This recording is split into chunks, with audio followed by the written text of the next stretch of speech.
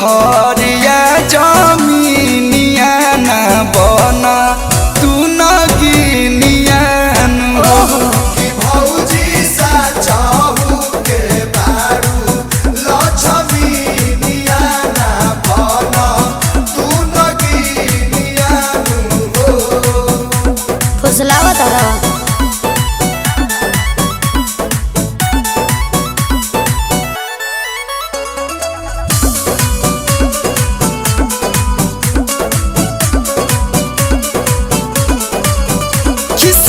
के धनी ऋषिया के धनी बात बात देवे लूतला के धनी। हाँ तो ओला बोला ले बनी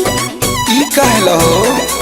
जत बनी राजा अब तो हम नहीं हर तू संभारा अपन घर सुनी घर के कथा हमर माथा जला जोर बत लागेला जोहर कोटि कोई से राजा के तोहरा दीनिया हरियाई कोई से नीनियान हो कि तोहरे नामे को दे बयारा के जमीनिया ना बना तू न गिनियान हो कि भौजी सा चाहू के बारू लक्ष्मीनिया ना बना तू न गिनिया मैं होश बिगाड़ दे हो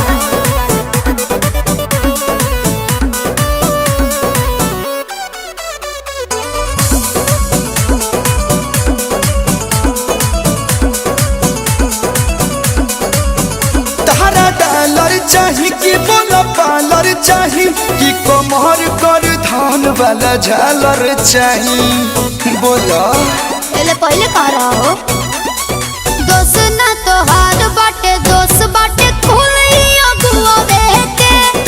अभी ले भुलाई लखी झगड़ाए राजा जी फगुआ बेटे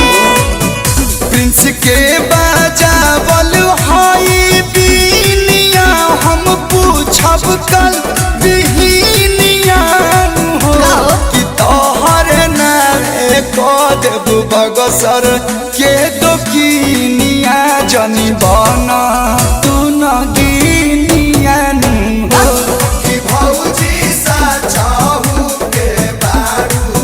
लक्ष्मीनिया ना बना तू न गिनिया डांस दे हम बुझल।